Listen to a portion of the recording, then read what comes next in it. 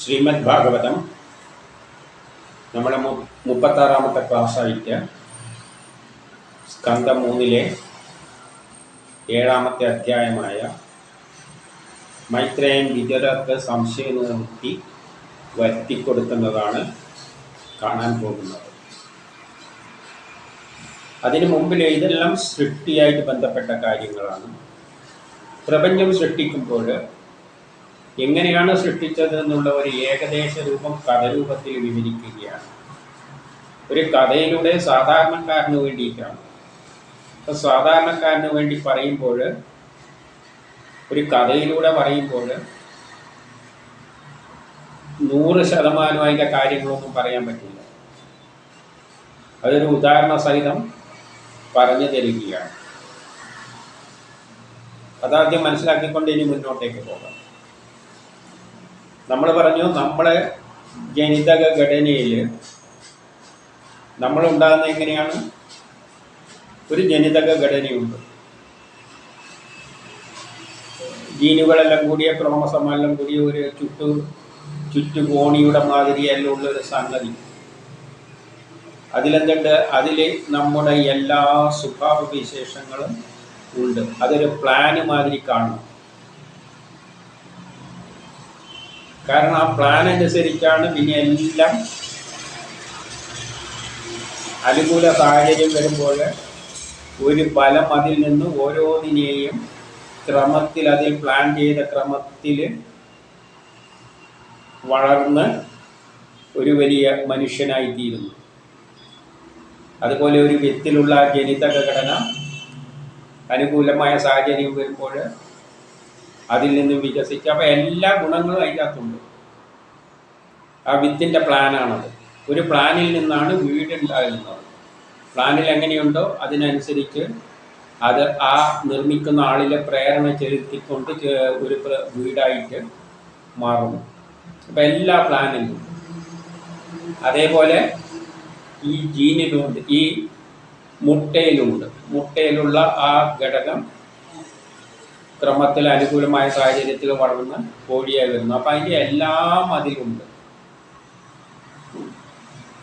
അതേസമയം അത് എന്താണ് മുട്ടേൻ്റെ അകത്ത് നടക്കുന്നത് എന്നത് വിവരിക്കാൻ നിന്ന് കഴിഞ്ഞാൽ അത് നടക്കുന്ന കാര്യമില്ല. അത് MSCയോ ബയോളജിയോ എല്ലാം പഠിക്കുമ്പോൾ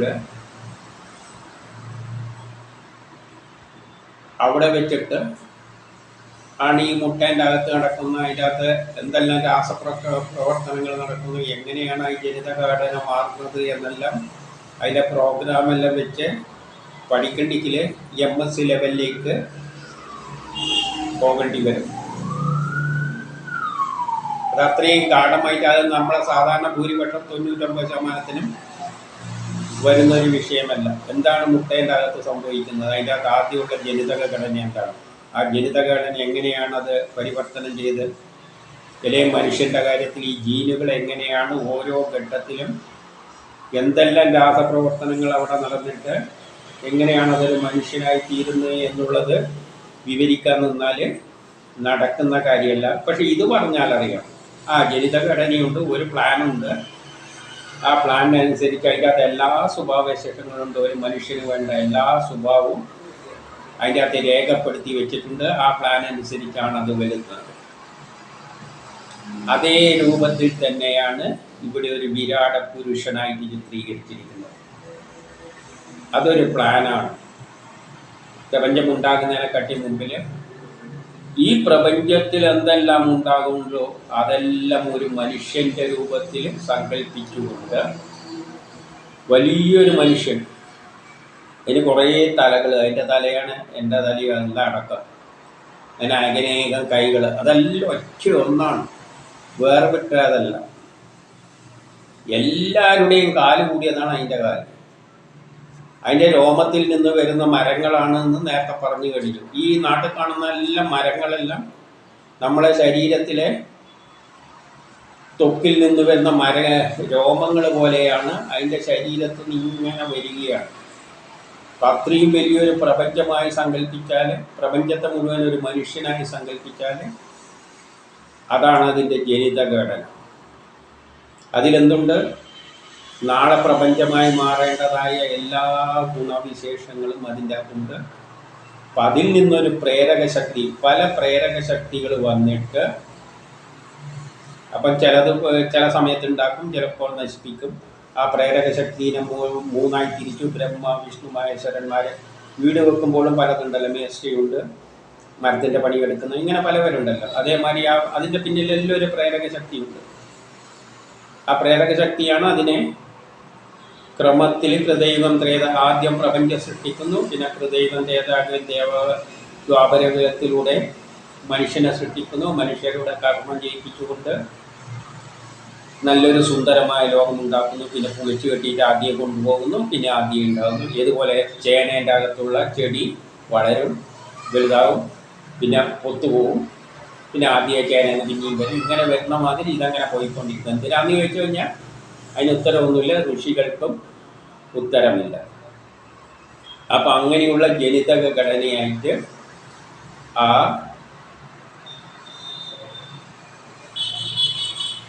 പുരുഷനെ, വിരാട രൂപത്തെ കാണണം. അത് ഏതെല്ലാമാണ് ക്രമത്തിൽ ആദ്യം വായുണ്ടായി. കാരണം വായയിലൂടെയാണ്, ഭക്ഷണത്തിലൂടെയാണ് ഇത് വളരേണ്ടത്. അപ്പോൾ ആദ്യം ഉണ്ടാകുന്നത് വയറുമെല്ലാം തന്നെയാണ്.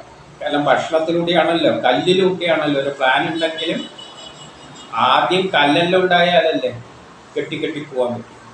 ഒരു ഭക്ഷണം ഉണ്ടാക്കിയിട്ടല്ലേ ഈ ശരീരം ഇങ്ങനെ കെട്ടി പോകാൻ.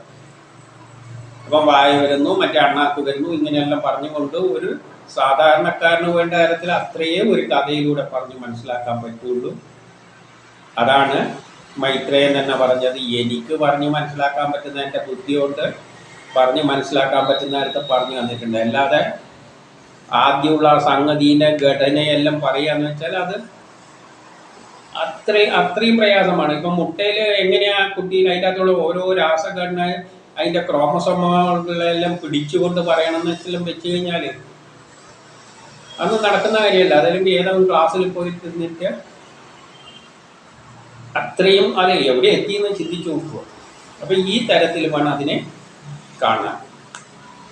അതായത് ജനിത ഘടനയെന്ന് മനുഷ്യർ മുട്ട എന്നല്ല വിജ്ഞാന ചെടി വലുതാകുന്നത് പോലെ ഒരു ജനിത ഘടനയാണ് ഈ പുരുഷൻ എന്നൊരു സംഗതി. അതിൻ്റെ അകത്ത് അതിൻ്റെ എല്ലാ സ്വഭാവങ്ങളും ഉണ്ട്. ഒരു ബലം വരുമ്പോൾ അതിങ്ങനെ പ്രപഞ്ചമായി മാറും, പിന്നെ തിരിച്ചു പോകും. അത് ഓൾറെഡി തീരുമാനിച്ചതാണ്. ആ വിത്ത് തന്നെ പറഞ്ഞിട്ടുണ്ട് ഇത് മാങ്ങേൻ്റെ മാവായി മാറേണ്ടതാണ്. പിന്നെ അതിനൊന്നും മാറ്റാൻ പറ്റില്ല, അതങ്ങനെ തന്നെ വളരും. അതുപോലെ തന്നെ നമ്മളെ കാര്യത്തിൽ നമുക്ക് എല്ലാം ഓൾറെഡി തീരുമാനിക്കുകയാണ്. നമ്മളെ പ്രാർത്ഥിച്ചിട്ട് ഒരു ചുക്കവും നടക്കാൻ പോകുന്നില്ല. ഇതിങ്ങനെ അങ്ങ് വളർന്നു പോകും. അത് തന്നെയാണ് മാറി. കാരണം ബ്രഹ്മം തന്നെയാണ് ആദ്യം ഒരു പ്ലാൻ ഉണ്ടാക്കുന്നു, പരമാത്മാവ് എന്ന്. അത് ഒരു വിരാട രൂപം ധരിക്കുന്നു, വലുതാകുന്നു, അത് തന്നെ തിരിച്ച് ഇല്ലാതാകുന്നു. അതിൽ പിന്നെ വേറെ ഒന്നുമില്ല, അത് തന്നെയാണ്. ആ നിലയിൽ കണ്ടുകൊണ്ട് നമുക്ക് ഇതിലേക്ക് പോകാം. അപ്പോൾ ശ്രീശുകൻ കുറച്ചും കൂടി സംശയങ്ങൾ ചോദിക്കുകയാണ്. ഒന്നിലും രണ്ടിലും വേദവ്യാസൻ്റെ പുത്രനായ വിദ്വാനുമായ വിദുരര് മൈത്രേയൻ്റെ വാക്കിൽ സന്തോഷിച്ചു. പറഞ്ഞു കൊടുത്തതിനെ സന്തോഷിച്ചു. ഇതുവരെ പറഞ്ഞ കാര്യങ്ങൾ ഇന്ന് ശുദ്ധരഹിതനും ശുദ്ധനല്ല ഗുണരഹിതനും ഒരു ഗുണവുമില്ലാത്ത ആ ബ്രഹ്മം, നിർവികാരനും ചിദാത്മജനും സർവേശ്വരനും, അതാണ് എന്തായിത്തീരുന്നത്. അതിന് രൂപമില്ല, ഭാവമില്ല, അതിന് ഗുണവുമില്ല, ഗുണങ്ങളൊന്നും തന്നെയില്ല, അതിനൊന്നിലും താല്പര്യമില്ലാത്ത ആ ഈശ്വരൻ ഗുണവും ക്രിയയും എല്ലാം ലീലയിലൂടെ മായ എന്ന ലീലയിലൂടെ എല്ലാം ഉണ്ടാക്കി എന്ന് പറയുന്നത് വസ്തുതകൾക്ക് യോജിക്കാൻ പറ്റുന്ന തരത്തിലുള്ള, എങ്ങനെ അതിനെ രണ്ടും ഒത്തുപോവുക? ഒരു ഗുണമില്ല, ഒന്നിലും തലയിടാത്ത കക്ഷി എല്ലാ ഗുണവുമുള്ള വസ്തുവായിട്ട് മാറിയിട്ട് ഒരു ലീലയിലൂടെ മായയിലൂടെയാണ്, അല്ലെങ്കിൽ ലീലയായിട്ടാണ്, ഒരു കളിയായിട്ടാണ് അത് ഉണ്ടാക്കിയതെന്ന് പറഞ്ഞാലും അതെങ്ങനെയാണ് യോജിച്ചു പോവുക? ഇതാണ് വിദുരട്ടം. നമുക്കുള്ള സംശയം അത് തന്നെയാണ്. ഒന്നിനും താല്പര്യമില്ലാത്ത ആ കക്ഷി, ഒരു ഗുണവുമില്ലാത്ത ആ കക്ഷി, ഇങ്ങനെ എല്ലാ ഗുണങ്ങളുമുള്ള ഒരു കളി കളിക്കുകയാണ്, ലീല കളി കളിക്കുകയാണ്. കളിയിലൂടെ ഇത് ഉണ്ടാക്കിയെന്ന് പറയുമ്പോഴും ഒന്നിനും താല്പര്യമില്ലാതെ എങ്ങനെ ലീല വരുക? ആ ഒരു ചോദ്യം അടുത്ത ചോദ്യത്തിലൂടെ ചോദിക്കുകയാണ്. അടുത്ത ഒരു ഉദാഹരണം പറഞ്ഞു. 3 ഒരു ശിശുവിന് കളിയിൽ താല്പര്യം വരാം. ഒരു കുട്ടിക്ക് കളിക്കാൻ താല്പര്യം, കളിയിലൂടെയാണ് ഉണ്ടാക്കിയ ലീലക എന്ന് പറയുമ്പോൾ കളിയാണ്. കളിയിലൂടെയാണല്ലോ പരമേശ്വരൻ ആദിയിലുള്ള ശക്തി സർവേശ്വരൻ ഉണ്ടാക്കിയത്. അപ്പം കളിയിലൂടെയാണ്. അപ്പോൾ ഒരു ശിശുവിന് കളിയിൽ താല്പര്യം വരാം, അല്ലെങ്കിൽ മറ്റവർ കളിയിൽ താല്പര്യം വരുന്നത് ആഗ്രഹം കൊണ്ടാകാം. ഒരു ശിശുവിന് കളിയിൽ താല്പര്യം വരുന്നത് ആഗ്രഹം കൊണ്ടാകാം. അതിനൊരാഗ്രഹം ഉണ്ടാകുമ്പോഴാണ് കളിയിൽ താല്പര്യം വരുന്നത്. അല്ലെങ്കിൽ മറ്റു കുട്ടികൾ കളിക്കുന്നത് കാണുമ്പോഴും ആഗ്രഹമുണ്ടാകും. അപ്പോൾ ഒരു കളി കളിക്കണ്ടിക്കിൽ, ഒരു കുട്ടി കളി കളിക്കണ്ടിക്കിൽ ഒരാഗ്രഹം വേണം. ഒന്നിക്കതിന് തന്നെ ഒരാഗ്രഹം ഉണ്ടാകും, ഇല്ലേ വല്ലവരും കളിക്കുന്ന കാണുമ്പോൾ ആഗ്രഹം ഉണ്ടാവുക. അപ്പോൾ ഒരാഗ്രഹമുണ്ട്. പക്ഷേ സംതൃപ്തനം, ആ ബ്രഹ്മം എന്ന് പറയുന്നത് എന്താണ്? സംതൃപ്തനാണ്. അപ്പം അതിന് ആഗ്രഹം ഉണ്ടാകേണ്ട കാര്യമില്ല. അത് പൂർണ്ണമാണ്, അതിന് ഒന്നിൻ്റെ കുറവുമില്ല. മറ്റുള്ളവരിൽ നിന്ന് വിട്ടു നിൽക്കുന്നവനുമാണ്. മറ്റുള്ളവരുമായിട്ട് ഒരു ബന്ധവുമില്ലാത്ത പൂർണ്ണ സംതൃപ്തിയുള്ള, അതിന് ഒന്നിനും താല്പര്യമില്ലാതെ എങ്ങനെയാണ് ഈശ്വരനിൽ ആഗ്രഹം എങ്ങനെ ഉണ്ടാകും? കളിക്കണ്ടിക്ക് ആഗ്രഹം, ഒരു കുട്ടി കളിക്കണ്ടിക്ക് ആഗ്രഹമാണ്. അതേമാതിരി ഒരു കളി കളിച്ചിട്ടാണ് ഇതുണ്ടാക്കിയതെങ്കിൽ ഒരാഗ്രഹമാണ്. എല്ലാം തികഞ്ഞു കിടക്കുന്നതിന് ആഗ്രഹം എങ്ങനെ ഉണ്ടാകും? ഇതൊന്നും എൻ്റെ ബുദ്ധിക്ക് അത്ര ശരിയാകുന്നില്ല. നമ്മളെ ബുദ്ധിക്കും, എൻ്റെ തന്നെ ഇവിടെ ആരാണ് പറയുന്നത്? വിദുരർ.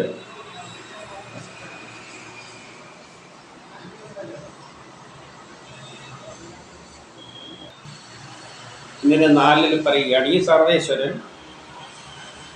ഗുണസ്വരൂപിണിയായ മായയിലൂടെയാണല്ലോ ഇതെല്ലാം ചെയ്യുന്നത്.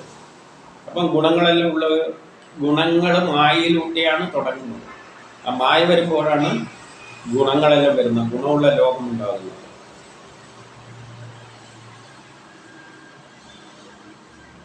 ആ മായ കൊണ്ട് ലോകത്തെ സൃഷ്ടിച്ചു. അപ്പം ഗുണങ്ങളിലുള്ള ഒരു മായ കൊണ്ട് ലോകത്തെ സൃഷ്ടിച്ചു. എന്നിട്ട് എന്ത് ചെയ്യുന്നു? അതിനെ നിലനിർത്തുന്നു വേണ്ട കാലത്തോളം. ഹൃദയം, ത്രേതായുഗം, ദ്വാപരയും കലിയുഗം വരെ നിലനിർത്തുന്നു. പിന്നെ അതിനെ വിപരീത ദിശയിൽ യോജിപ്പിക്കുന്നു.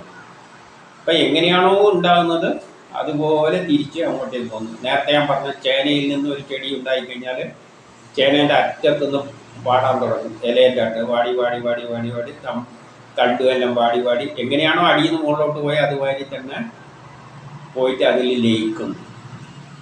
വിപരീത ദശയിൽ യോജിക്കുന്നു. ഇതെല്ലാം പറഞ്ഞാൽ മനസ്സിലായി. ഇങ്ങനെയാണ് പറഞ്ഞു കൊടുത്തത്. അതെങ്ങനെ കൊണ്ട്? ദേശം കൊണ്ടും കാലം കൊണ്ടും അവസ്ഥ കൊണ്ടും.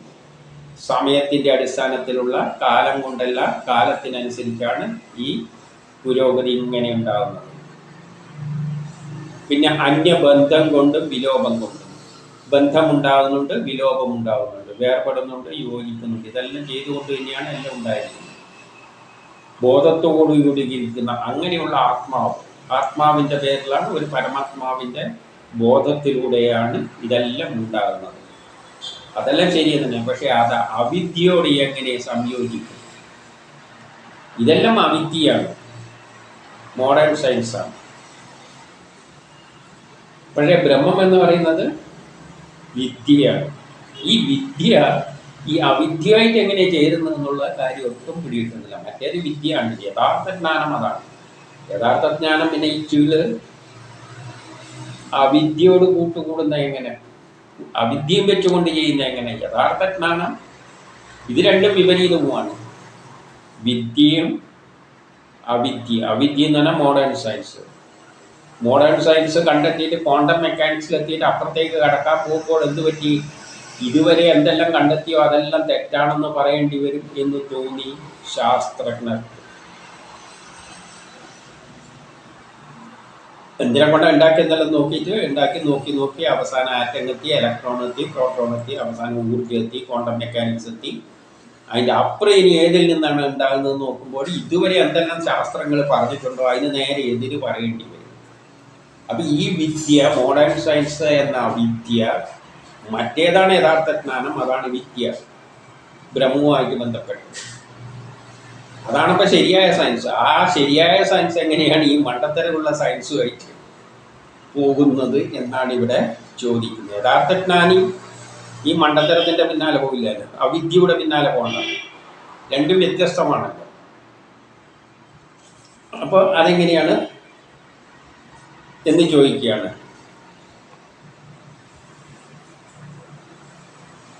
അവിദ്യയോടെ എങ്ങനെ സംയോജിക്കും, എങ്ങനെ ഇത് രണ്ടും തമ്മിൽ ബന്ധപ്പെടുന്നത്? ഇനി 6.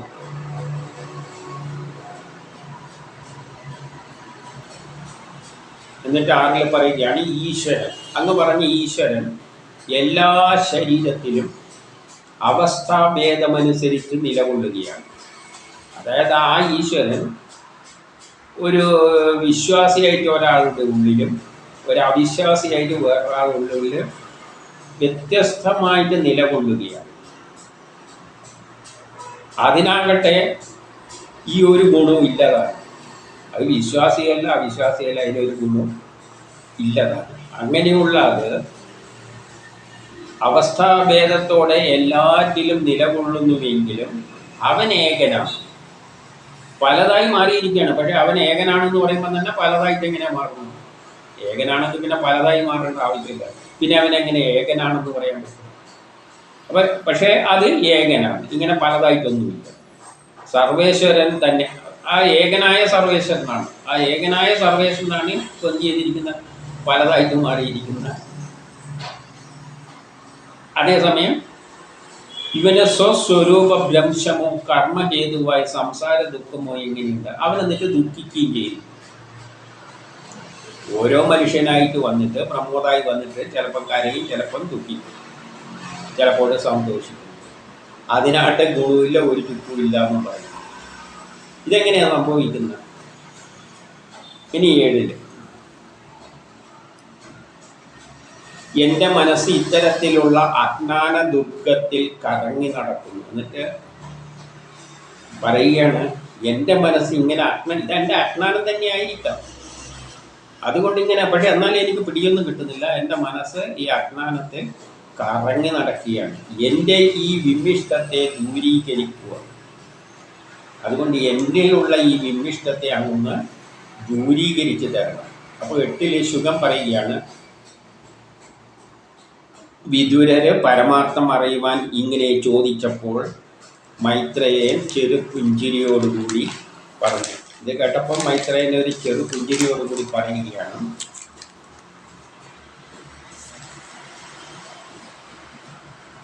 9 മായയിൽ നിന്നും മുക്തനായ ജീവന് സ്വസ്വരൂപ ദേശരൂപമായ ദീനതയും അവിദ്യാഹേതുവായ ബന്ധനവും ഉണ്ടാകുന്നത് ആ അചിന്ത്യ ശക്തിയുടെ മായയാലാണ്. അത് യുക്തിക്ക് പൊരുത്തപ്പെടാത്തതുമാണ്. മായയിൽ നിന്നും മുക്തമായ ജീവനാണ് യഥാർത്ഥമായ ബ്രഹ്മം. ആ ജീവന് പല രൂപത്തിലൂടെ വന്നിട്ട് ദീനതയും അവിദ്യാഹേതുവായ ബന്ധനവും, അവിദ്യയിലൂടെ ദീനതയും ബന്ധനവും ഉണ്ടാകുന്നത് മായാമുക്തനായ ആ ജീവന്. അത് ജീവൻ യഥാർത്ഥത്തിൽ ആദ്യം വരുന്ന ആ പ്രേരക ശക്തി അത് മായയിൽ നിന്ന് മുക്തനാണ്. പക്ഷെ അത് മായയിൽ പെടുമ്പോൾ എന്തുണ്ടാകുന്നു? അത് അവിദ്യയിലൂടെയാണ്, മോഡേൺ സയൻസിലൂടെയാണ് മായയിൽപ്പെട്ട് വിവിധ രൂപങ്ങളാകുന്നതും ബന്ധനത്തിൽ അകപ്പെടുന്നതുമെല്ലാം, ദീനത ഉണ്ടാകുന്നതുമെല്ലാം. അതെല്ലാം ആ മായയുടെ കളി കൊണ്ടാണ്. അത് യുക്തിക്ക് പൊരുത്തപ്പെടാത്തതുമാണ്. അത് യുക്തി കൊണ്ട് അതിനെ പൊരുത്തപ്പെടുത്താൻ ശ്രമിക്കരുത്. അത് യുക്തി കൊണ്ട് പൊരുത്തപ്പെടുത്താത്തതാണ്. യുക്തിയിൽ കൂടെ അതിനൊരു ഉത്തരം കണ്ടെത്തുക എന്ന് പറയുന്നത് സാധിക്കുന്ന കാര്യമല്ല. കാരണം രണ്ടും വ്യത്യസ്ത സ്വഭാവമാണ്. അതുകൊണ്ട് തന്നെയാണ് ശാസ്ത്രലോകം അവിടെ എത്തിയപ്പോൾ, പിന്നെ അതിൻ്റെ അപ്പുറം കടന്നപ്പോൾ സയൻസ് മുഴുവൻ വേറൊരു സയൻസിലേക്ക് പോവുകയാണ്. അപ്പം അവർക്ക് തോന്നി നമ്മൾ ഇതുവരെ കണ്ടെത്തിയ മുഴുവൻ പൊളിച്ചെടുത്തിട്ട് ഇത് ജീവിതത്തിൻ്റെ വയസ്സാങ്കാലമായി. അതുകൊണ്ട് ചോദിച്ചാൽ ഇനിയിപ്പോൾ അങ്ങോട്ട് കടന്നിട്ട് ഇതിനെല്ലാം തള്ളിപ്പറയും. ഇതുവരെ ഉണ്ടാക്കിയിട്ട് വലിയൊരു സയൻസ് ഉണ്ടാക്കി വെച്ചിട്ട് ലോകത്തെ പഠിപ്പിച്ചു, നോബൽ പ്രൈസും എല്ലാം വാങ്ങി. അവിടെ എത്തിയിട്ട് പോയിട്ട് അപ്പുറം പറയാം, ഇങ്ങനെയൊന്നുമല്ല പ്രപഞ്ചം ഉണ്ടായിരിക്കുന്ന വേറെ തത്വപ്രകാരം ഞാനീ പറഞ്ഞെല്ലാം മണ്ടത്തരമാണ് എന്ന് പറഞ്ഞു കഴിഞ്ഞാൽ അത് ബുദ്ധിക്ക് നിരക്കുന്ന, യുക്തിക്ക് നിരക്കുന്നതല്ല. അതിന് മനുഷ്യന് കുറച്ച് പരിമിതികളുണ്ട് എന്നാണ് പറഞ്ഞുകൊണ്ട് വരുന്നത്. രണ്ടും വ്യത്യസ്തമാകുമ്പോൾ ഇപ്പം ഞാൻ പറയുകയാണ്, ഞാൻ വളരെ ശുദ്ധനാണ് കേട്ടോ, വേറെ എനിക്ക് ആരെയും പറ്റിക്കില്ല, ഒന്നും ചെയ്യില്ല, ആരെയും ദേഷ്യപ്പെടുന്നില്ല, അല്ല വളരെ ശുദ്ധമായിട്ടേ ചെയ്യും. കുറച്ച് കഴിഞ്ഞ് ഞാൻ പറയുന്നത് അവനെ ഞാനിട്ട് രണ്ട് കൊടുത്ത് എനിക്ക് ദേഷ്യം വന്നു. ഇത് രണ്ടും എങ്ങനെ പൊരുത്തപ്പെടുന്നു? ആർക്ക് പൊരുത്തപ്പെടാൻ പറ്റില്ല? ഇത് രണ്ടും ഞാൻ തന്നെ പറഞ്ഞു കഴിഞ്ഞാൽ പൊരുത്തപ്പെടാൻ പറ്റുമോ?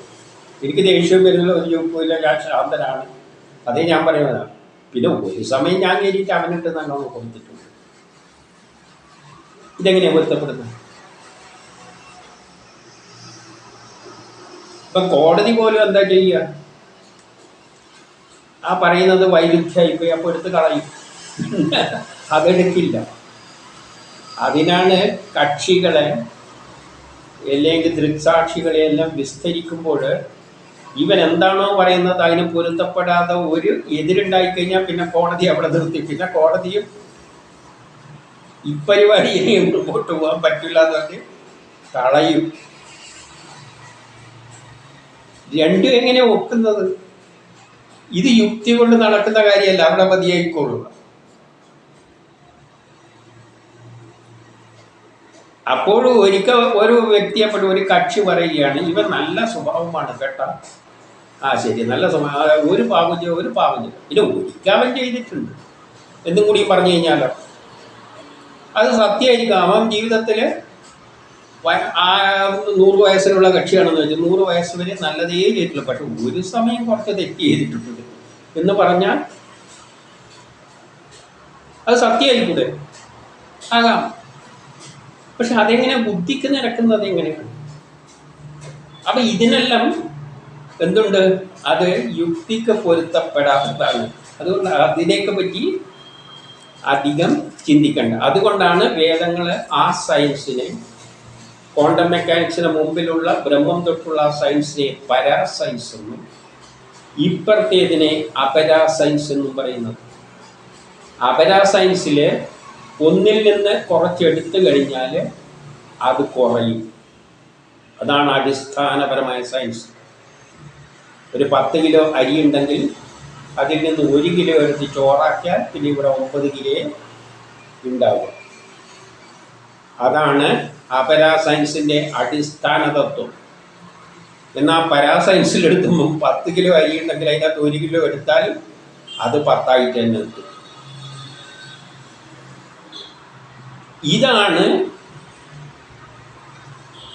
ഇതിലേക്കാണ് ശാസ്ത്രലോകം എത്തിച്ചത്. അപ്പം ഈ പറഞ്ഞ മുഴുവൻ പൊളിക്കണം. അതുകൊണ്ട് അവർ മതിയാക്കിയിട്ട് ഇനി എന്തെങ്കിലും ഞാൻ വായി കൊണ്ട് തുറന്ന് പറഞ്ഞു പോയാൽ ശാസ്ത്രജ്ഞന്മാർക്ക് ഇതുവരെ ഞാൻ പറഞ്ഞ എല്ലാം ഇതാണ് ശരിയെന്ന് പറഞ്ഞു കഴിഞ്ഞാൽ പിന്നെ നോബൽ സമ്മാനം തിരിച്ചെടുക്കാൻ തുടങ്ങും. ജനല പരിഹരിച്ച് നമ്മളെ ഓരോന്ന് പറഞ്ഞ് പഠിപ്പിച്ചിട്ട് ഇപ്പോൾ തിരിച്ചു പറയുന്നു. പക്ഷേ വേദം എന്ത് പറയുന്നു? രണ്ടും രണ്ട് സയൻസാണ്. അത് യുക്തി വെച്ചുകൊണ്ട് യോജിപ്പിക്കാൻ നോക്കണ്ട. ഇപ്പുറത്തെ കാര്യം അതിൽ നിന്ന് എന്തെടുത്താലും അത് അതേപോലെ കിടക്കും. ഇപ്പുറത്ത് വരുമ്പോൾ വിദ്യയിൽ വരുമ്പോൾ ആ ബ്രഹ്മത്തിൽ നിന്ന് എത്ര എടുത്താലും ആ ബ്രഹ്മാണ് കിട്ടും. ബ്രഹ്മം കൊടുത്തു നിന്ന് കുറച്ചെടുത്തിട്ടാണ് ഈ പ്രപഞ്ചം ഉണ്ടാക്കിയത്. അപ്പം ബ്രഹ്മത്തിന്റെ അളവിൽ കുറവൊന്നും വരുന്നില്ല. അത് അതേപോലെ തന്നെ ഉണ്ട്. എത്ര എടുത്താലും എത്ര പ്രപഞ്ചം ഉണ്ടാക്കിയാലും അത് അതേപോലെ കിടക്കും. അത് വിദ്യയുടെ സയൻസ്. പൂർണ്ണം പൂർണ്ണമിതം. അതുകൊണ്ടാണ് എപ്പോഴും ഇത് പാടാൻ പറയുന്നത്. ഓരോ ഉപനിഷത്ത് പറയുമ്പോൾ ഇത് പാടാൻ പറയും. കാരണം ഇത് തലയിൽ നിങ്ങൾ കേറ്റ് എങ്കിലേ നിങ്ങൾക്ക് ഈ ആ ബ്രഹ്മത്തെ പറ്റി മനസ്സിലാക്കാൻ പറ്റുള്ളൂ. എന്നാൽ ഇപ്പുറത്ത് വരുമ്പോൾ എന്തെങ്കിലും ഒന്ന് എടുത്തു കഴിഞ്ഞാൽ അവിടെ കുറയും. Total energy is A constant. അതിനെ ഒന്നിൽ നിന്ന് മറ്റൊന്നിലേക്ക് മാറ്റാം. അല്ലാതെ അതിൻ്റെ അളവ് ടോട്ടൽ അളവ് സെയിം ആയിരിക്കും, മാറില്ല. കുറച്ചെടുത്തു കഴിഞ്ഞാൽ ആ എടുത്ത് രണ്ടും കൂട്ടിയാലേ തുല്യമാവും. ഇതും മറ്റേ സയൻസും തമ്മിൽ പൊരുത്തപ്പെടില്ല. അത് യുക്തിക്കൊണ്ട് അതിനെ ബന്ധിപ്പിക്കാൻ ശ്രമിക്കേണ്ട. രണ്ടും രണ്ടായിട്ട് പോയിക്കോളും. ഇനി 10 എപ്രകാരം സ്വപ്നത്തിൽ തൻ്റെ ശിരസ് ഛേദിച്ചതായി തോന്നുവോ. നമ്മൾ സ്വപ്നം കാണുമ്പോൾ നമ്മൾ തോന്നും, ഒരാൾ വന്ന് എൻ്റെ തല ഇതാ വെട്ടിയെടുത്തുകൊണ്ട് പോയിരിക്കുന്നു. തല വെട്ടിയെടുത്ത് കൊണ്ടുപോയി കഴിഞ്ഞാൽ പിന്നെ എങ്ങനെയാണ് സ്വപ്നത്തിൽ കാണാൻ പോകുന്നത്? സ്വപ്നത്തിലും കാണാൻ പാടില്ല. തല പൊട്ടിയ ഈ തല വെട്ടിയെടുത്ത് കൊണ്ടുപോകുന്നത് എങ്ങനെയാണ് സ്വപ്നത്തിൽ കാണുന്നത്? യഥാർത്ഥ ജീവിതത്തിൽ തല വെട്ടിയെടുത്ത് കഴിഞ്ഞാൽ പിന്നെ കാണാൻ പറ്റും.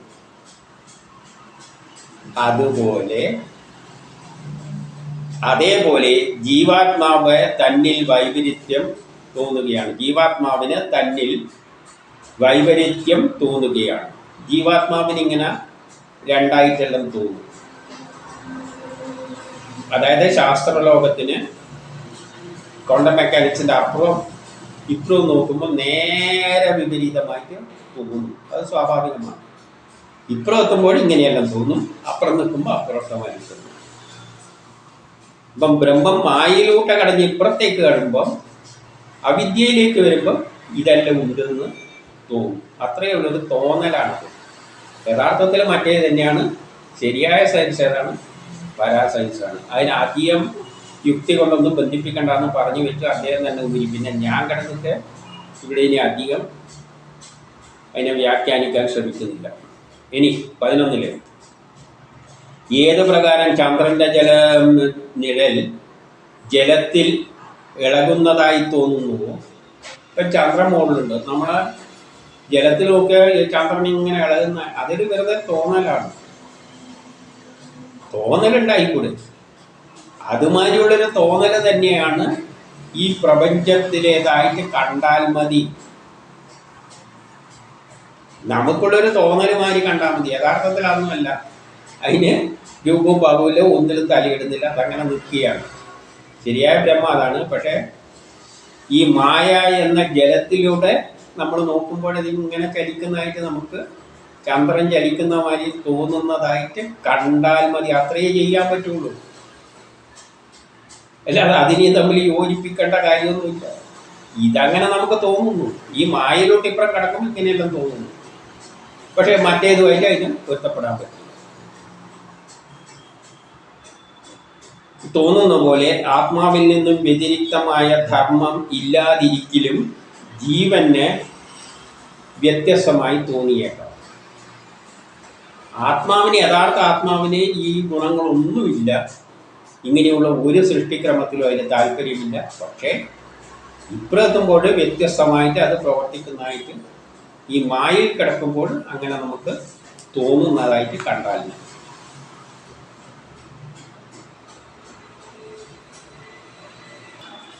ഇനി 12 പറയുകയാണ്, ആ വ്യത്യസ്തത തോന്നുന്നത് നമുക്ക് ആ വ്യത്യസ്തമായി തോന്നുന്ന ഭഗവാനിൽ അർപ്പണ ബുദ്ധിയോടുകൂടി നമ്മളെല്ലാ കർമ്മങ്ങളും അതാണ് ചെയ്യുന്നത് എന്ന ഒരു അത് നമ്മളെ കൊണ്ട് ചെയ്യിപ്പിക്കുകയാണ് എന്നുള്ള വിശ്വാസത്തോടെ അർപ്പണ ബുദ്ധിയോടെ കർമ്മങ്ങൾ ചെയ്യുക.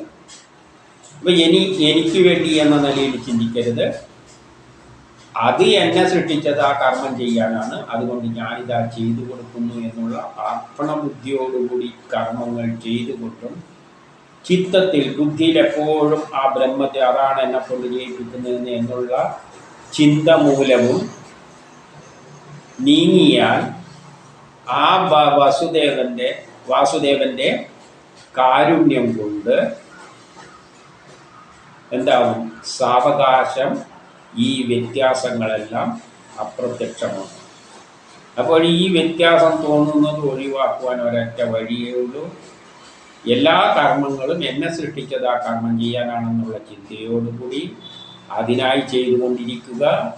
എപ്പോഴും ചിന്ത അതിനെപ്പറ്റി, അതാണ് നമ്മളെ കൊണ്ട് ചെയ്യിപ്പിക്കുന്നത് എന്ന ചിന്തയോടുകൂടി ചെയ്യുക. എപ്പോഴും ആ ചിന്തയോടുകൂടി നീങ്ങുക.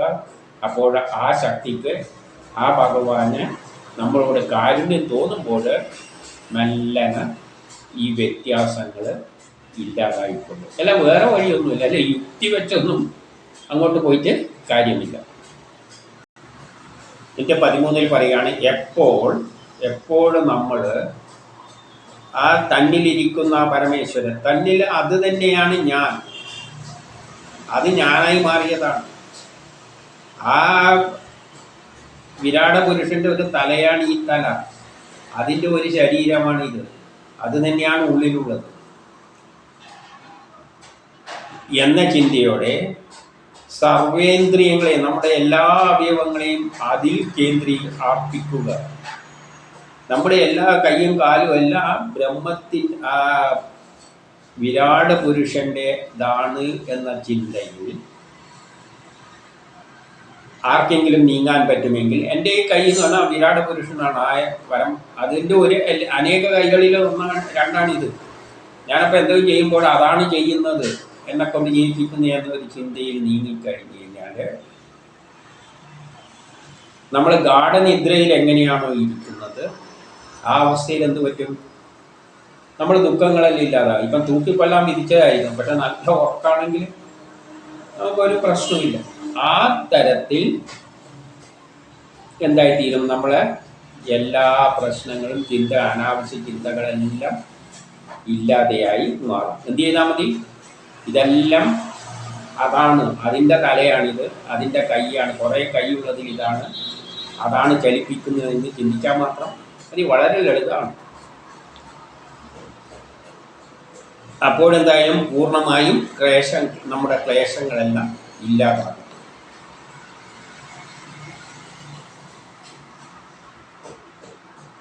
അതുകൊണ്ട് 14 പറയുകയാണ്, ആ ശ്രീകൃഷ്ണൻ്റെ അല്ലെങ്കിൽ ആ പരബ്രഹ്മപ്പൊരുളിൻ്റെ, ആ ബ്രഹ്മത്തിൻ്റെ ഗുണങ്ങളെ കീർത്തിച്ചുകൊണ്ട്, ഗുണങ്ങളെ കീർത്തിക്കുക എന്നാണ്, അതാണ് ഈ പ്രപഞ്ചമെല്ലാമായി മാറിയത്, ഞാനായി മാറിയത് എന്നുള്ള ആ ഗുണങ്ങളെ നമ്മൾ ചിന്തിച്ചുകൊണ്ട്, ശ്രവിച്ചുകൊണ്ട്, ആരെങ്കിലും പറയുന്നത് അതുമായിട്ട് ബന്ധപ്പെട്ടത് കേട്ടുകൊണ്ട് സർവം ചെയ്തു കഴിഞ്ഞാൽ സർവ ദുഃഖങ്ങളും എന്താവും?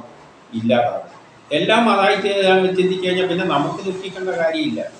എല്ലാം അതാണ് ചെയ്യുന്നത്. എൻ്റെ കൈ കൊണ്ട് ഞാൻ എന്തെങ്കിലും ചെയ്യുന്ന ആ വിരാട പുരുഷൻ അതിൻ്റെ കൈ കൊണ്ട് ചെയ്യുന്നതായിട്ട് കണ്ടു കഴിഞ്ഞാൽ പിന്നെ നമുക്ക് ദുഃഖിക്കേണ്ട കാര്യമില്ല. ആ തൃപ്പാദത്തിൽ മനസ്സർപ്പിച്ചാൽ പിന്നെ എന്ത് വേണമെന്നാണ് ചോദിക്കുന്നത്. വേറെ ഒന്നും വേണ്ട, നിങ്ങൾക്ക് പൂർണ്ണ സംതൃപ്തിയായി. പിന്നെ ചോദ്യം പോലും ഉണ്ടാവും. വിദുരരോട് പറയുന്നത് എന്താണ്? പിന്നെ ഇതിനെപ്പറ്റിയൊന്നും അധികം ചോദിക്കാനൊന്നും തോന്നുന്നില്ല. അപ്പം 15 വിദുരർ പറയുകയാണ്, അങ്ങയുടെ യുക്തിസഹമായ ഉത്തരം എൻ്റെ സന്ദേശം മാറ്റാൻ. ഇപ്പം എൻ്റെ സന്ദേശമെല്ലാം തീർന്നു. എൻ്റെ മനസ്സിപ്പോൾ 2 തത്വങ്ങളിലും ഓടിയെത്തുന്നുണ്ട്, ജീവസന്ധാനവും മോക്ഷവും. ഇപ്പോൾ എൻ്റെ മനസ്സ് 2 തത്വങ്ങളിൽ ഓടിയെത്തുന്നുണ്ട്. എന്താണ് 2 തത്വം? പരാസയൻസും അപരാസയൻസും. മോഡേൺ സയൻസിൽ ആറ്റങ്ങളെ കൊണ്ടെല്ലാം പ്രപഞ്ചം ഉണ്ടായിരിക്കുന്നത്. ഇവിടെ കുതികാൽ വെച്ചിട്ടുണ്ട്, എല്ലാം ഉണ്ട്, ഞാനുണ്ട്, നീയുണ്ട്, എല്ലാം ഉണ്ട്. അതൊരു ലോകം. പക്ഷേ ഇത് ഏതിൽ നിന്നുണ്ടായ നിർഗുണമായ ഒരു ഗുണമില്ലാത്ത ബ്രഹ്മത്തിൽ നിന്നാണ് ഉണ്ടായത്. ആ സയൻസ് പരാസയൻസ്. അവിടെ നിയമം വേറെ, ഇത് നിയമം വേറെ. ഇന്ത്യയിലെ നിയമം വേറെ, സൗദിയിലെ നിയമം വേറെ. ഇന്ത്യയിൽ വാദിക്കുമ്പോൾ ഇന്ത്യയിലെ തത്വം അനുസരിച്ച് വാദിക്കണം. ഈ വാദവും കൊണ്ട് സൗദിയിൽ പോയി വാദിക്കാൻ നിന്ന് കഴിഞ്ഞാൽ ഒരു രക്ഷയില്ല. അതുപോലെ എൻ്റെ മനസ്സിപ്പം 2 തത്വത്തിൽ ഓടി നടക്കുന്നത്. അപ്പം നമുക്ക് 2 സയൻസ് ഉണ്ട്, പരാസയൻസും അപരാസയൻസും. 2 വ്യത്യസ്തമാണ്. അത് തമ്മിൽ ചേർക്കാൻ നോക്കരുത്. അത് യുക്തിക്ക് നിരക്കുന്നതല്ല. കാരണം 2 തത്വം, ഒന്ന് 3 2 കൂട്ടിയാൽ 5 എന്ന് പറയുന്നത് പോലെ മറ്റേത് 3 2 കൂട്ടിയാൽ 1 എന്ന് പറയാം. അവിടെ മൈനസ് ചെയ്യും, മറ്റേത് കൂട്ടിയാൽ എന്നിട്ട് കൂട്ടുക എന്ന് തന്നെ പറയും. പക്ഷേ അവിടെ എത്തുമ്പോൾ 5 ഇവിടെ കിഴിച്ചു പറയണം. 2 1 എന്ന് പറയുന്ന പോലെയാണ്, വ്യത്യസ്തമാണ്. അതുകൊണ്ട് ഇവിടുത്തെ നിയമമൊന്നും അവിടെ കൊണ്ട് പ്രയോഗിക്കാൻ പറ്റില്ല. അപ്പം നമ്മുടെ മനസ്സ് ഈ 2 ശാസ്ത്രവും മനസ്സിലാക്കി കഴിഞ്ഞ് കഴിഞ്ഞാൽ പൂർണ്ണമാണ്. ഇപ്പം വിതുരർക്ക് പിടികിട്ടി, 2 2ആയിട്ട് അങ്ങ് കണ്ടാൽ മതി. വെറുതെ മറ്റേലേക്ക് കൊണ്ടുപോയിട്ട് തല പുണ്ണാക്കാൻ നോക്കരുത്. അല്ലെങ്കിൽ നിങ്ങളിവിടെ മാത്രം അപ്പുറം കിടക്കാൻ പറ്റില്ലെങ്കിൽ ശാസ്ത്രലോകം ക്വാണ്ടം മെക്കാനിക്സ് എത്തിയാലും കളഞ്ഞിട്ട് പോയി. എന്നിട്ട് 16 പറയുന്ന അങ്ങ് വളരെ സ്പഷ്ടമായി വിവരിച്ചു. ഇപ്പം എനിക്ക് എല്ലാം ബോധ്യമായി. സാംസാരിക സർവേശ്വരൻ്റെ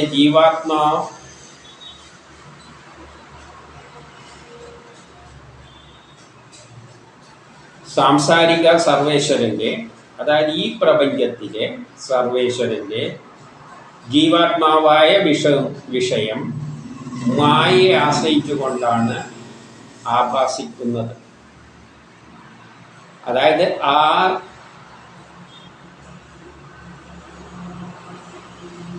പരമേശ്വരൻ ഈ സംസാരമാകുന്ന ലോകത്തിൽ ജീവാത്മാവായ വിഷയത്തിലൂടെ മായയെ ആശ്രയിച്ചുകൊണ്ട് അങ്ങനെ വിലസുകയാണ്, കർമ്മം ചെയ്യുകയാണ്. മായയിൽ പെട്ടുകൊണ്ട്, ആ സർവേശ്വരൻ തന്നെയാണ്, പക്ഷേ ഇവിടെ മായയിൽ പെട്ടുകൊണ്ട് ഈ സംസാര ലോകത്തിൽ മായക്കടിമയായിക്കൊണ്ട് മായയെ ആശ്രയിച്ചുകൊണ്ട് ജീവിക്കുകയാണ് ജീവാത്മാവെന്ന രൂപത്തിൽ.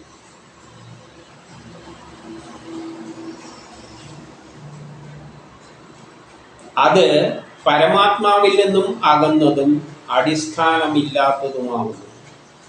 അത് പക്ഷേ പരമാത്മാവ് എന്ന് പറയുന്നതിലുമായിട്ട് അതിനൊരു ബന്ധവുമില്ല. അതായത് ആ ശരിയായ ബ്രഹ്മവുമായിട്ട് അതിനൊരു ബന്ധവും ഇല്ല. അതിൽ നിന്ന് അകന്നാണ് നിൽക്കുന്നത്. അതുമായിട്ട് കമ്പയർ ചെയ്യുമ്പോൾ ഇതിന് ഒരു അടിസ്ഥാനവും ഇല്ല. എന്തെന്നാൽ ഈ ലോകം മായാമോഹത്തിന് അടിസ്ഥാനമാക്കിയിട്ടുള്ളതാണ്. അപ്പോൾ ഈ ലോകത്തിൽ എന്തുണ്ടാകുമ്പോഴും അത് മായയിലകപ്പെട്ടതാണ്, മറ്റേത് മായയിൽ നിന്നും മുക്തമാണ്. അപ്പോൾ ആ ഈശ്വരൻ മായയിൽപ്പെട്ട് ഇവിടെ വരുമ്പോൾ ബ്രഹ്മ വിഷ്ണു മഹേശ്വരന്മാരും ശ്രീകൃഷ്ണനും എല്ലാം ആയിട്ട് മാറുമ്പോഴും അതെന്താണ്? അത് മായയിലകപ്പെട്ടതാണ്. മായയിലകപ്പെട്ട് കഴിഞ്ഞാൽ അവർക്കും ആ പരമേശ്വരനെ മനസ്സിലാക്കാൻ പറ്റില്ല. അവരവരുടെ ബ്രഹ്മാവ് സൃഷ്ടിച്ചുകൊണ്ട് കിടക്കും, വിഷ്ണു സംരക്ഷിച്ചുകൊണ്ട് കിടക്കും. അതിനുള്ള താല്പര്യം കൊണ്ട് യുദ്ധം ചെയ്യും, എല്ലാം ചെയ്യും. അത് മായയിൽപ്പെട്ട് കിടക്കുകയാണ്. പക്ഷെ മറ്റേത് വേറെ തന്നെ. വിതുരർക്ക് വരാൻ മനസ്സിലായ കാര്യങ്ങൾ പറയാണ്. ഇനി 17 പറയാന്ന്, ലോകത്തിൽ മഹാമൂഢന്മാരും ഒരു വിവരമില്ലാത്ത ആൾക്കാരും, ഈ ലോകത്തിലുള്ള ആൾക്കാരും മഹാമൂഢന്മാരും ബുദ്ധിയിൽ നിന്നും അതീതനായവനെ പ്രാപിച്ചവൻ, ഈ സത്യം മനസ്സിലാക്കിയവൻ, ബുദ്ധിയിലൂടെ ഈ ഈശ്വരൻ എന്നത് മറ്റതിൽ നിന്ന് വ്യത്യസ്തമാണ് എന്ന് മനസ്സിലാക്കിയവനും സുഖം അനുഭവിക്കും. ഒന്നിക്കൊരു ചുക്കും അറിയാതെ വെറും മണ്ടനായിരിക്കുക. അത് ബ്രഹ്മ ഉണ്ടായാലും വേണ്ടിയില്ല, ബ്രഹ്മ ഇവിടെ വന്ന് എന്ത് കളി കളിച്ചാലും വേണ്ടിയില്ല, ബ്രഹ്മത്തിന് ഒരു ഗുണവുമില്ല എന്ന് പറയുമ്പോഴും ഇവിടെ വന്നിട്ട് ഇതെല്ലാം കാട്ടിയാണെങ്കിലും മൂടനെ സംബന്ധിച്ച് അവനവിടെ നിന്ന് കാട്ടിക്കൊണ്ടേ എനിക്കെന്തിൻ്റെ പ്രശ്നമാണ്. കാട്ടിയോ കാട്ടാതിരിക്കുകയോ ചെയ്യുന്ന പരമമൂട്ടനും എല്ലാം ബുദ്ധി ഉപയോഗിച്ചാൽ ശരിയാണ്, അത് അവിടെ ഇരിക്കുമ്പോൾ അങ്ങനെയാണ്, ഇവിടെ വരുമ്പോൾ മായ കിടന്നിട്ട് കളിക്കുകയാണ് എന്നുള്ള സത്യം ബുദ്ധിയിലൂടെ മനസ്സിലാക്കിയവനും സുഖം അനുഭവിക്കും. ഇതിൻ്റെ ഇടക്ക് കിടക്കുന്നവന് എന്തായിരിക്കും? ക്ലേശിക്കും. അപ്പോൾ ഒന്നിക്കിൽ ഒരു മൂഢനായി മാറുക, ഒരു വിവരവും വേണ്ട, പരമസുഖം, ഒരു ദുഃഖവും ഉണ്ടാവില്ല. അല്ലെങ്കിൽ ഈ സത്യം മനസ്സിലാക്കി നിൽക്കുക. അല്ല ഈ ഇടക്ക് കിടന്നിട്ട് സംശയാലുമായ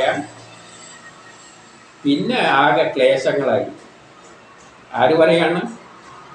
വിതുരര് പറയുകയാണ്. വിതുരർക്ക് കാര്യങ്ങളെല്ലാം ബോധ്യമാണ്.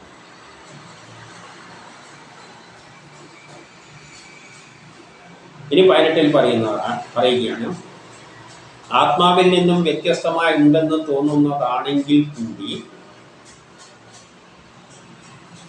ആത്മാവിൽ നിന്നും വ്യത്യസ്തമായിട്ട് നമുക്ക് തോന്നും. സാധാരണ ജനങ്ങളെ സംബന്ധിച്ചിടത്തോളം യഥാർത്ഥ ആത്മാവും ഇതും രണ്ടും രണ്ടാണെന്ന് തോന്നും. കാരണം അതിന് രൂപവും ഭാവവും ഇല്ല എന്ന് പറയുന്നത് ഇതെന്തല്ലോ കാട്ടിക്കൂട്ടിയാണ് ഇവിടെ കിടന്നത്.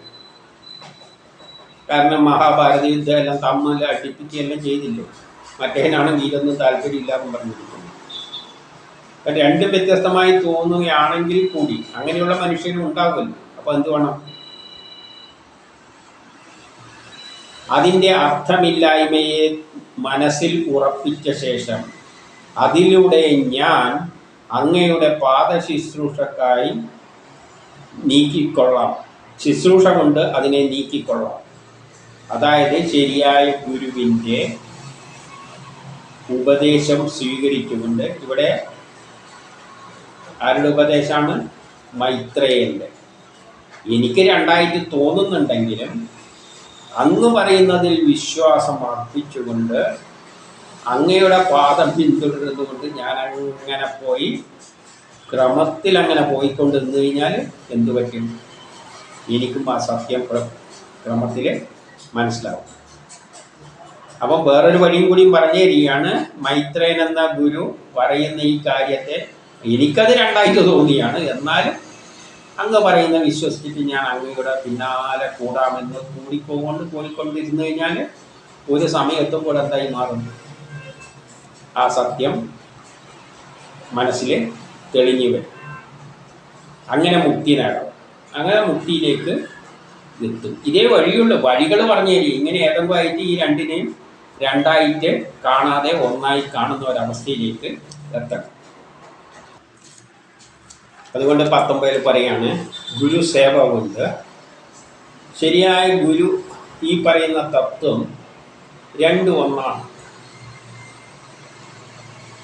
എന്ന തത്വം രണ്ടായിട്ട് തോന്നുമെങ്കിലും രണ്ടും ഒന്നാണ് എന്ന സേവ കൊണ്ട്, ഗുരുപാദ സേവ കൊണ്ട് ശ്രീകൃഷ്ണൻ്റെ തൃപ്പാദത്തിൽ പ്രേമഭാവോത്സാഹം കൊണ്ട് ദുഃഖങ്ങൾ അകലും.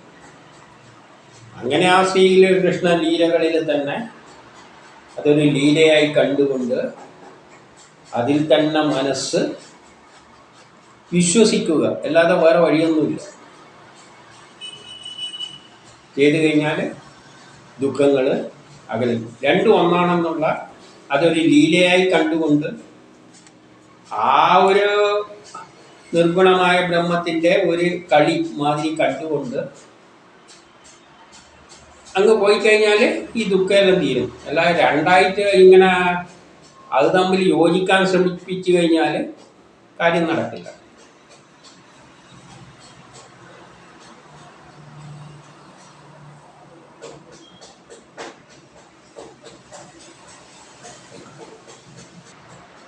ഇനി 20 പറയുന്നു, ദേവന്മാരുടെ ദേവനായ, അപ്പം ഇതിൻ്റെ എല്ലാം ദേവനായ ബ്രഹ്മത്തെ യാതൊരുവർക്കിടയിൽ വാഴ്ത്തപ്പെടുന്നുവോ ആരോടെങ്കിലും ഈ സത്യത്തെ വിവരിച്ചു കൊടുക്കുമ്പോൾ അങ്ങനെയുള്ളവരുടെ അടുക്കൽ തപസ് കുറഞ്ഞവർ ദുർലഭമാണ്. അങ്ങനെ വാഴ്ത്തപ്പെടുന്നവരുടെ ഇടയിൽ തപസ് കുറഞ്ഞവർക്ക് അത് ഉൾക്കൊള്ളാൻ പറ്റില്ല. തപസ് എന്ന് പറഞ്ഞാൽ നമ്മൾ ഏകാഗ്രമായി ആ വിഷയത്തിൽ തന്നെ കേന്ദ്രീകരിച്ചു കൊണ്ട് പോകുന്നവർക്ക് മാത്രമേ അത് ഉൾക്കൊള്ളുവാൻ പറ്റുകയുള്ളൂ. അതായത് മനസ്സിനെ അതിനെ ഏകാഗ്രമായിട്ട് അത് രണ്ടും ഒന്നാണെന്നുള്ള വിശ്വാസത്തിൽ പോകണം. ഇതെല്ലാം അതിൻ്റെ മായയാണ്, യഥാർത്ഥ സത്യാഗ്രഹമാണ്. ഈ ഗുണമൊന്നും അതിനില്ല. അതിനാരോട് താല്പര്യമില്ല, അത് ഒരു കാര്യത്തിൽ ഇടപെടുന്നു. അതല്ല ഇങ്ങനെ ഒരു കളി കളിച്ചുകൊണ്ടിരിക്കുന്നു. ആ തരത്തിൽ കാണാൻ പറ്റിയ അതൊരു ഏകാഗ്രമായ ചിന്തയോടുകൂടി ആ തരത്തിൽ ചിന്തിക്കാൻ പറ്റുന്നവർക്കേ അത് സാധിക്കുന്നത്. അല്ലാത്തവർക്ക് തപസ് കുറഞ്ഞവർക്കൊന്നും അത് സാധിക്കില്ല. ഇത് 21 പറയാണ്, ആദിയിൽ ഭഗവാൻ വികാരങ്ങളോടുകൂടിയ തത്വങ്ങളെ സൃഷ്ടിച്ചു. അപ്പം മായയിലേക്ക് കടക്കുമ്പോൾ, മായയുടെ സൃഷ്ടി നടത്തുമ്പോൾ ആദ്യം തന്നെ അത് ചെയ്ത് ഞങ്ങൾ കളിക്കാൻ തുടങ്ങുമ്പോൾ ആദ്യം തന്നെ എന്ത് ചെയ്ത് വികാരങ്ങളോടുകൂടിയ തത്വങ്ങളെ സൃഷ്ടിച്ചു. അപ്പം എല്ലാ തത്വങ്ങളും വികാരങ്ങൾക്ക് അടിമയാണ്. അപ്പം ആദ്യം ചെയ്തത് വികാരങ്ങളോടുകൂടിയ ഒരു തത്വം സൃഷ്ടിച്ചു, തത്വങ്ങളെ സൃഷ്ടിച്ചു. അവയിൽ നിന്നും വിരാട രൂപത്തെ ഉൽപ്പാദിപ്പിച്ചു. അവയിൽ നിന്നാണ് ഈ വിരാട രൂപമാവുന്ന പ്രപഞ്ചത്തിൻ്റെ ആകെയുള്ള വിരാട രൂപത്തെ സൃഷ്ടിച്ചത്. എന്നിട്ട് അതിലെല്ലാം അടങ്ങിയിരിക്കുന്നു. അതിന് 1000 കൈകളും 1000 കാലുകളും കണ്ണുകളും തലകളും എല്ലാം ഉണ്ട്. അവനിലാണ് ഈ ലോകം മുഴുവൻ വാഴുന്നത്. അപ്പം ഇങ്ങനെ മനസ്സിലാക്കണം, അതൊരു ലീലയ്ക്ക് വേണ്ടി വികാരങ്ങൾക്കടിമയായ ഒരു കുറേ തത്വങ്ങൾ ഉണ്ടാക്കിയിട്ട് ആ തത്വത്തിൻ്റെ അടിസ്ഥാനത്തിൽ ഒരു വിരാട രൂപം ഉണ്ടാക്കിയിരിക്കുന്നു. അതിന് കുറേ കണ്ണും കാലും തലയെല്ലാം ഉണ്ട്, കുറേ രോമങ്ങളിലുണ്ട്, മരമായിട്ട് വളർന്നിട്ടുണ്ട്. ആ ജീവിയുടെ ആ വലിയൊരു പ്രപഞ്ചത്തെ ഒരു ജീവിയായി സങ്കല്പിച്ച അതിൻ്റെ രോമങ്ങളിൽ നിന്ന് വരുന്ന രോമങ്ങളാണ് ഈ മരങ്ങളെല്ലാം. ആ നിലയിലുള്ള ഒരു കുറേ കണ്ണും തലയിലുള്ള ഒരു ജീവിയായിട്ട് സങ്കല്പിക്കുക. അതിലാണ് ഇപ്പോൾ എല്ലാ ലോകവും കിടക്കുന്നത്. അവനിലൂടെ പ്രകടമായ അങ്ങനെയുള്ള 23 പറയുന്ന അവനിലൂടെയാണ് 10 പ്രാണങ്ങൾ ഉണ്ടായിട്ടുള്ളത്, സിഗ്നൽ സിസ്റ്റമെല്ലാം ഉണ്ടായിട്ടുള്ളത്. ഇന്ദ്രിയങ്ങളും ഇന്ദ്രിയാദി ദേവകളും 3 തത്വങ്ങളും എല്ലാം ഉണ്ടായി. എന്നിട്ട് മൈത്രേയനോട് പറയാണ്, ഇനി അതിൻ്റെ വിഭൂതികളെ പറഞ്ഞു തരിക. ശരി, വിരാട രൂപം അങ്ങനെ ഒരു ജനിതക ഘടനയുണ്ടായി. ആ ജനിതക ഘടനയിൽ നിന്ന് ഇത് വികസിച്ചിട്ട് എന്തായി മാറുന്നുണ്ട്, ഈ ലോകമായിട്ട് ഇങ്ങനെ വികസിച്ചു. അതായത് ആദ്യം മുട്ടയിൻ്റെ കുരുവിലെല്ലാം ഉണ്ട്, പക്ഷേ ആ മുട്ടേൻ്റെ അകത്തുള്ള ആ ഒരു ചെറിയ ജനിതക ഘടനയുണ്ട്. ഇനി അതിൽ നിന്ന് ഇലയെല്ലാം പുറത്തേക്ക് വരണ്ട. അപ്പം ആ വിഭൂതികളെ ഒന്ന് വിവരിച്ചു തരിക എന്ന് പറയുന്നത്. അപ്പം നമ്മളെ വിരാട രൂപം എന്ന് പറയുന്നത് എല്ലാം അടങ്ങിയ ഒരു ജനിതക ഘടനയാണ്. അതിൽ നിന്നിനി ഓരോന്നായിട്ട് ഓരോ തലകളിങ്ങനെ വെളിയിൽ വരണം, കൈകൾ വെളിയിലേക്ക് വരണം. അപ്പം അതെല്ലാം പറഞ്ഞു തരിക എന്ന് പറയുകയാണ്. എന്നിട്ട് ആ വിഭൂതിയിലൂടെ എന്തെല്ലാം ഉണ്ടാകുന്നത്, മക്കളുണ്ടാകുന്നു, മക്കളുണ്ടാകുന്നു, അവരുടെ മക്കളെല്ലാം ഉണ്ടാകുന്നു, അങ്ങനെ പ്രജകളുണ്ടാകുന്നു, ഈ ലോകം മുഴുവൻ അറിയുന്നു. അതെല്ലാം ഒന്ന് വിവരിച്ചാണ് എങ്ങനെയാണ് മക്കളായി മാറിയത്, മക്കളെ തലയായി മാറിയത്, എൻ്റെ തലയായി മാറിയത്, പശുവിൻ്റെ തലയായി മാറിയത്, എല്ലായിട്ടും മാറിയത്, എങ്ങനെയാണ് ഓരോന്നും കൈകളുണ്ടായത്. ഇതെല്ലാം ഉണ്ടായ പോലെ മക്കളുണ്ടായതും മക്കളുണ്ടായതും അവരുടെ മക്കളുണ്ടായതും എല്ലാം. എന്നിട്ട് അതിലൂടെ ജനങ്ങൾ പെരുകി ലോകം മുഴുവൻ നടന്നത് പറഞ്ഞു തരിക എന്ന് പറയുകയാണ്. അതെല്ലാം കൂടിയതാണല്ലോ ആ പുരുഷൻ. അപ്പം മക്കളെ തല, അതിൽ നിന്ന് കുറേ മക്കളെ ഉണ്ടാക്കിയിട്ട് അതിൻ്റെ തല, അതിൻ്റെ മക്കൾ ഉണ്ടാക്കാൻ അതിൻ്റെ കൈയും കാലും, അങ്ങനെയെല്ലാം കൂടിയിട്ടാണ് ആയിരക്കണക്കിന് കൈയും കാലും ഉള്ള ആ വലിയ രൂപം ഉണ്ടായത്. ചേനയിൽ നിന്ന് ഇല വരുന്നു, കണ്ട് വരുന്നു, അവസാനം പൂവും വരും. അങ്ങനെ ഉണ്ടായത് എങ്ങനെയാണെന്ന് പറഞ്ഞു കൊടുക്കുക. 25 മുതൽ 26 വരെ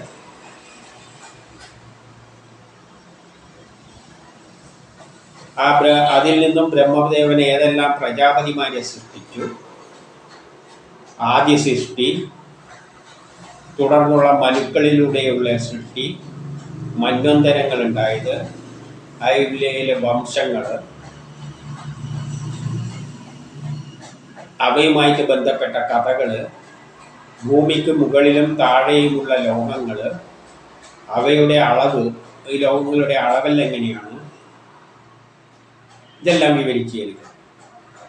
ഇത് 27 പറയുന്നു, മൃഗങ്ങൾ, മനുഷ്യർ, പക്ഷികൾ, ദേവകൾ, ഇഴജന്തുക്കൾ, ജരായുജങ്ങൾ,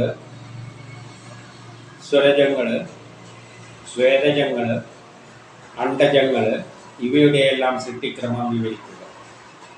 ഇനി 28 പറയുന്നു, ഗുണാവതാരങ്ങൾ, വിഷ്ണുവിൻ്റെ പല അവതാരങ്ങളിലൂടെയാണല്ലോ ഈ ലോകമെല്ലാം സൃഷ്ടി ഉണ്ടായത്. അവയെപ്പറ്റിയെല്ലാം അതിലൂടെ മഹാവിഷ്ണുവിൻ്റെ പരാക്രമങ്ങളെയെല്ലാം, അതെന്തെല്ലാം പരാക്രമങ്ങളാണ് കാണിച്ചത്, അതെല്ലാം വിവരിച്ചു തരിക.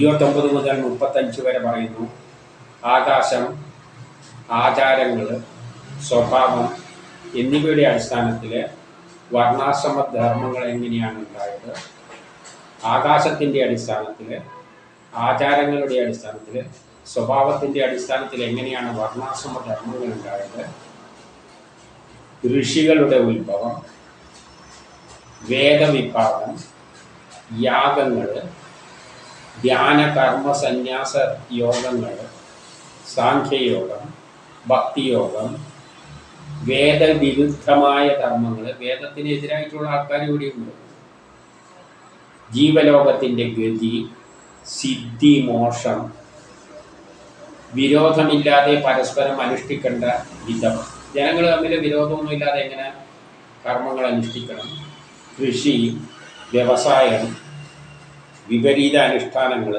ശ്രാദ്ധം, പിതൃദേവന്മാരുടെ ഉൽപ്പത്തി, ഗ്രഹങ്ങൾ, നക്ഷത്രങ്ങൾ, കാലചക്രം, ശ്രീഹരിയെ സന്തോഷിപ്പിക്കുവാനുള്ള അനുഷ്ഠാനങ്ങൾ എന്നിവയെല്ലാം വിവരിച്ചിരിക്കുക. പിന്നെ 26 അതായത് ഈ വിരാട രൂപം ഇങ്ങനെ വികസിച്ചിട്ട് ഉണ്ടാകുന്ന കാര്യങ്ങൾ, അതായത് മുട്ടയിൽ നിന്നും കോഴി വരുമ്പോൾ ആദ്യം എന്താണ് ഉണ്ടായത്, കാലാണോ ഉണ്ടായത്, തലയാണോ ഉണ്ടായത്, ഇത് ഉണ്ടായി വരുന്ന മാതിരി വിവരിച്ചു കൊടുത്തത്. ഇനി 36 ആശ്രിത വാത്സല്യമുള്ള ഗുരുനാഥൻ എന്നിട്ട് പറയാണ്, ആശ്രിത വാത്സല്യമുള്ള ഗുരുനാഥൻ അനുസരണയുള്ള ശിഷ്യന്മാർക്കും മക്കൾക്കും എന്ത് ചെയ്യും, ചോദിച്ചതും ചോദിക്കാൻ വിട്ടുപോയതിനും എല്ലാം ഉത്തരം പറഞ്ഞു കൊടുക്കും. കാരണം വിതുരർ പറയാണ്, നല്ല ആശ്രിത വത്സനായ ഗുരുവാണ് ആര്, മൈത്രേയൻ. അവരെന്ത് ചെയ്യും, ശിഷ്യൻ, ഞാൻ നല്ലൊരു ശിഷ്യനാണ്, വിശ്വസ്തനായ അനുസരണയുള്ള ശിഷ്യനാണ്, മക്കൾക്കുമാണ് പറഞ്ഞു കൊടുക്കുക. ചോദിച്ചതിന് ഞാൻ കുറേ ചോദിച്ചിട്ടുണ്ട്, ഇനി എന്തോ വിട്ടുപോയിട്ടുണ്ട്, അതിൻ്റെ എല്ലാം ഉത്തരം പറഞ്ഞു കൊടുക്കും. ഇത് 37 പറയാണ്,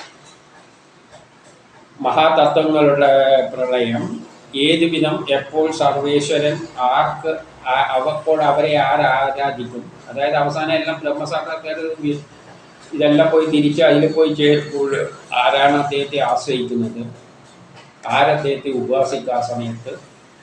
ഇനി 38, 39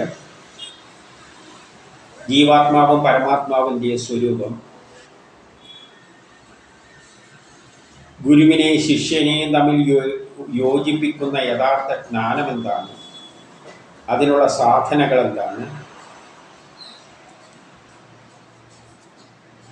പിന്നെ എന്തും കൂടിയും പറയുന്നുണ്ട്, ഒരു ഗുരുവിൻ്റെ സഹായമില്ലാതെ തന്നെ എങ്ങനെ ജ്ഞാനം നേടാനുള്ള വഴി, ഗുരുക്കന്മാരൊന്നും ആവശ്യമൊന്നുമില്ല, സ്വയം തന്നെ ജ്ഞാനം നേടാം, അതിനുള്ള വഴി. ഇനി 40 ശ്രീഹരിയുടെ സൃഷ്ടിയാദി കർമ്മങ്ങൾ അറിയുവാനുള്ള ആഗ്രഹത്തോടെ മായയാൽ ഉൾക്കാഴ്ച നശിച്ച അജ്ഞാനിയായ എനിക്ക് അങ്ങ് ഉത്തരം നൽകിയാണ്. അപ്പം വിതുരർ പറയാണ്, എൻ്റെ ഞാനും മായയിലാണല്ലോ അകപ്പെട്ടിരിക്കുന്നത്, അതുകൊണ്ട് എനിക്കത് പറ്റിയിട്ടുണ്ട്, എൻ്റെ ഉൾക്കാഴ്ചയെല്ലാം നശിച്ചിട്ടുണ്ട്, ഞാൻ അജ്ഞാനിയാണ്, മായയിലകപ്പെട്ടവനാണ്. അങ്ങനെയുള്ള എനിക്ക് ശ്രീഹരിയുടെ കൃഷ്ണ സൃഷ്ടിയായിട്ട് ബന്ധപ്പെട്ട എല്ലാ കാര്യങ്ങളും ഒന്ന് വിവരിച്ച് തന്നാൽ. 41 വേദങ്ങൾ, യജ്ഞങ്ങൾ, തപസ്, ദാനം മൂലാപ ജീവന് സംസാരഭീതി ഇല്ലാതാക്കുന്നതും പറഞ്ഞു തരും. വേദങ്ങൾ, യജ്ഞങ്ങൾ, തപസ്, ദാനം മുതലായവയിലൂടെ ജീവന് സംസാരഭീതി, ജീവൻ ഈ സംസാരത്തിൽ ജീവിക്കുമ്പോൾ കഷ്ടപ്പാടും ദുഃഖവും പേടിയെല്ലാം ഉണ്ടാകും. അതെല്ലാം ഇതിലൂടെ എങ്ങനെ മുക്തമാകാം എന്ന കാര്യവും പറഞ്ഞു തരിക. പിന്നെ 42 ഇത്തരത്തിൽ വിതുരരുടെ ചോദ്യം കൊണ്ട് ഇതെല്ലാം കേട്ടപ്പോൾ വേദരഹസ്യങ്ങളെല്ലാം അറിയുന്ന ഋഷി, അതായത് മൈത്രേയൻ, ഋഷികളിൽ പ്രമുഖനായ മൈത്രേയൻ ചിരിച്ചുകൊണ്ട് വിതുരരോട് പറഞ്ഞു. ആ പറഞ്ഞത് ഇനി അടുത്ത അധ്യായത്തിൽ.